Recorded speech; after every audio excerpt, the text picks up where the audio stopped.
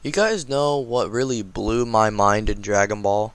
How the Supreme Kais never really did anything, and really only arrived in the Buu Saga, which was kinda late game. So what if Shin and Kibito Kai actually arrived in an earlier time?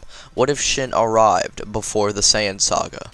We start our story off with Goku holding Raditz in a full Nelson and Piccolo getting ready to use his special beam cannon to defeat Raditz once and for all, when all of a sudden something pushes Goku away from Raditz and Raditz is quickly met with a beam through his chest, killing him instantly. With this happening, Goku survives the encounter with Raditz, but we see two different looking people then approach Goku and Piccolo. It's Shin and Kibito.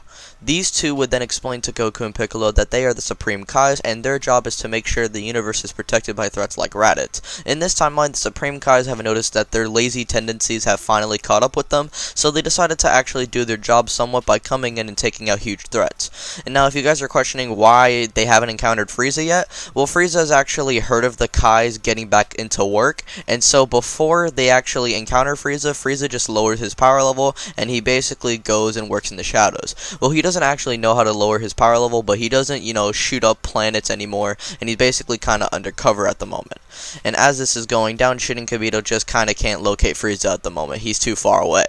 Now, as Shin and Kibito are basically about to be on their way out since they already did their job, Vegeta and Nappa would actually be talking on Raditz's Scouter channel, curious about who these gods and what they're capable of. And so, he also wants to try and retrieve Kakarot, and with that being said, Vegeta and Nappa would then go on a different channel. The last thing that they would say is that they will arrive on Earth in about a year worth of time. And so, Piccolo would actually use his enhanced hearing to his best abilities to actually hear this out, and he would explain to Goku, Shin, and Kibito that on Raditz's channel, two other Saiyans were listening in, and now they're arriving onto Earth in about a year. Goku, sensing Shin, knowing that he's much more powerful than Raditz, would actually request if Shin could actually help him and Piccolo train along with his son because he is currently learning to control his hidden power, along with the other Z fighters joining in. So Shin tells Goku to gather all of his friends, and Goku gathers all the Z fighters, including Piccolo and Gohan, and so Shin would then use his Kai Kai technique to teleport the Z fighters, himself, and Kibito to the Kai world. Kibito doesn't really like this idea, but Shin just says, just go with it. And anyways, the Z fighters would then begin their training, and they would actually grow exponentially in power, not because they're only training with Shin, but they're also training with each other. Shin would teach them about teamwork and how that's important, etc., etc., and during this time, Piccolo would bond over Gohan, and him and Goku can finally talk things out, and Piccolo can finally, have a new life. And this would basically get Piccolo's character arc the same way how he got it in canon, but this time it would be a lot more significant since Goku is in the mix. Now, with that being said, after a couple of months of training with Shin, Goku would actually be told about the Z-Sword that's actually sealed, and Goku would use all of his power and might to break out the Z-Sword, and eventually, after like a couple of hours of struggling, he would actually get the Z-Sword out. Now, with Goku breaking the Z-Sword, him and Piccolo are the only ones who can even wield the sword, while the others struggle to even hold it up. And with this, Goku would eventually try and slice a Kachi block, and this would result in the Z-Sword breaking in half. You can basically just try and set this up by having Shin and Goku sparring, and Shin throwing a Kachi block at Goku, and this would result in the Kachi block actually breaking the Z-Sword, releasing the Elder Kai, and the Elder Kai being confused as to what had just happened. Shin and Kibito immediately go to his side and explain everything to him, including the Z-Fighters' purpose as to why they're on this planet. And so the Elder Kai, hearing this out, it basically would just call Shin and Kibito lazy asses because of the fact that they can't just go and teleport to where Vegeta and Nappa are and just beat them by themselves. The Z-Fighters would then question Shin if he could actually do that, and Goku would then say, wait, even if he could do that, let's not let that happen, because we've been training so hard, all for what, just for them to steal our enemy? And besides, I want a good fight, and I want to see if they can actually give me a good challenge. Shin, hearing this, would be confused, and the Elder Kai would then say, whatever, just let him have his fun, and because he actually unsealed the Elder Kai is actually going to grant him and his friends a gift. At that point, he then tells Goku to sit still for 24 hours, 24 hours would then pass, and Goku's potential would finally be unlocked. Now, the potential unlocked boost is kind of unquantifiable, but the minimum multiplier should at least be about 400 times. Now, with this happening, Goku's power would just skyrocket with this transformation, and at that point, the Z-Fighters would then one at a time get their potential unlocked, and eventually every single Z-Fighter has their potential unlocked. Now, the power gap would basically go Goku, Piccolo, Gohan, Tien, Krillin, Yamcha, and Chaozu. That's basically the power order. With this happening, our Saiyan Saga is going to be a little bit more interesting than in canon, and so, with that being said, let's just get right into it. For the most part, after they get their potential unlocked, they would just focus on training together on Earth, and Shin would just basically teleport them back to Earth, and they would just just await for the Saiyans' arrival, and eventually Nappa and Vegeta would arrive. Nappa would destroy a city, and the Z Fighters would then power up, revealing to Vegeta and Nappa that they're actually in a secluded location, and they then pursue after them. When they arrive, they finally summon the Cybermen, and Yamcha actually decides to solo every single Cyberman, and one of the Cybermen even try to catch him off guard and blow themselves up, trying to kill Yamcha with them. However, Yamcha just survives this naturally. At that point, he would then tell Goku to let him handle the Saiyans, and at that point, Goku would just kind of get bummed out, and he would then say, "Alright, whatever, Yamcha." At that point, Yamcha then powers up into his unlocked potential state, and Vegeta and Nappa Scouter both break. At that point, Nappa and Vegeta then decide to work together to try and combat Yamcha. At first, Nappa would try and go in by himself, and then Vegeta would try and go in by himself, but they realize that they cannot combat Yamcha by themselves. And so, Vegeta and Nappa try their best to work together. However, to no avail, Yamcha just completely bullies the both of them, kills Nappa, and Yamcha finally finishes off Vegeta with a Wolfang fist that actually bursts open his chest. Sorry for my mic there, my mic was being a little bit weird there. But anyways, Vegeta would just be kind of crawling for his life at this point, and Yamcha would just finish him off by shooting a little ki blast through his chest. And at that point, Vegeta's body is still intact. He didn't, completely atomize him, but Yamcha did kill him, along with Nappa. And so the Saiyan saga is kind of wrapped up a little bit shortly, and Yamcha would then say to himself, "Well, I was thinking I was going to actually need to use the Dragon Balls to wish my friends back to life, but I guess that's not required."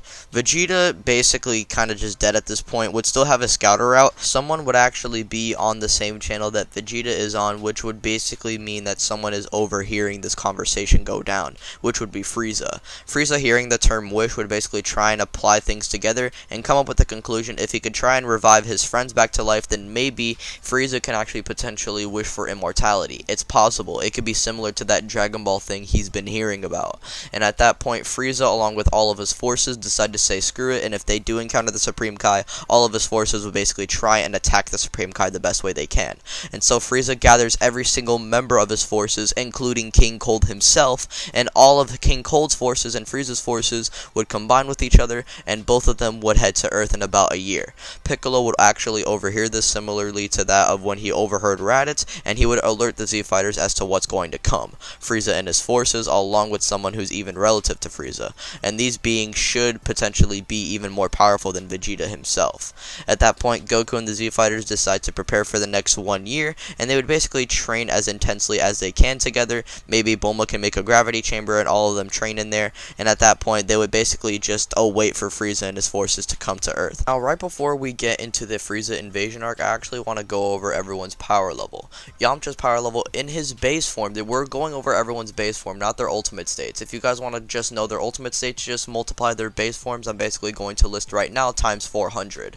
Now, with that being said, Yamcha's base form is at 63,000, Krillin's base form is at 65,000, Tien is at 67,000, Chaozu is at about 50,000, Gohan is at about 300,000, Piccolo at 600,000, and Goku at 650,000. Goku and Piccolo were already the two strongest on the team, and so I basically kind of still made them the two strongest on the team, but with Goku being a little bit more powerful, kind of like how he already was. And Gohan's potential, well, he just has more natural potential than that of the humans, and so I feel like over the course of his training he would surpass them and become the third strongest. And I feel like everyone else's power levels are kind of self-explanatory. Yamcha would be the second weakest, Chaozu was already the weakest, and Krillin was already behind Tien, and so I'm going to basically make Tien already above Krillin because they basically have done the same amount of training. And eventually the day would arrive where Frieza and his forces would come onto Earth, and the Z Fighters would immediately sense this go down, and all of them then fly to Frieza where the battlefield is going to be at. Eventually Frieza then comes out of his space pod, and all of his forces would then come in charging at the Z Fighters, and the Z Fighters make quick work of the Frieza force. We can actually have Yamcha and the Earthlings kind of taking down Frieza's elite men, and the Ginyu force being dealt with by Gohan and Piccolo. Meanwhile, Frieza and King Cold are actually going to be dealt with by Goku himself. However, after Piccolo deals with Ginyu and the others, Piccolo would actually come in, and Goku and Piccolo would then 2v2 King Cold and Frieza. Now, obviously, Goku and Piccolo are outclassed in their base forms, but when they tap into their potential unlock states, they are far above the likes of Frieza and King Cold, and so Piccolo just kind of kills King Cold right off the bat, and Frieza would try and attempt to shoot a death ball at Earth. However, Goku would counteract this with a Kamehameha, and he would shoot the death ball right back at Frieza, which completely atomizes him as a whole. And so Frieza and King Cold are both dealt with, and the rest of the Frieza force would eventually be picked off thanks to the Earthlings, and so the Ginyu force and everyone else would basically be dead, and that would be the the end of the Frieza Force. So with this happening, this would mean no Mecha Frieza, no King Cold arriving onto Earth in like about a year, and so this would basically conclude the Frieza invasion arc. Now after this fight, a little bit after, like a couple of hours, we would actually get someone arriving onto Earth, and it would be a completely new and different power. We would then see a man in a Capsule Corp jacket and purple hair. Remember, this was 2 years after the Raditz saga. That's when actually Future Trunks arrives onto Earth and basically tells Goku and the others about the heart virus and all about the androids. However, that will be saved for part 2 of what if Shin arrived in the Saiyan saga, or before the Saiyan saga. Thank you guys for watching the video. If you guys did enjoy this video, be sure to leave a like, hit the subscribe button and notification bell. That way you are notified and updated every time I upload. Be sure to go follow me on Twitter. Be sure to join the Discord. And with that being said, thank you guys for staying and watching and supporting me. My name is Ty Learn. I'm going to get up out of here. Peace out. Bye.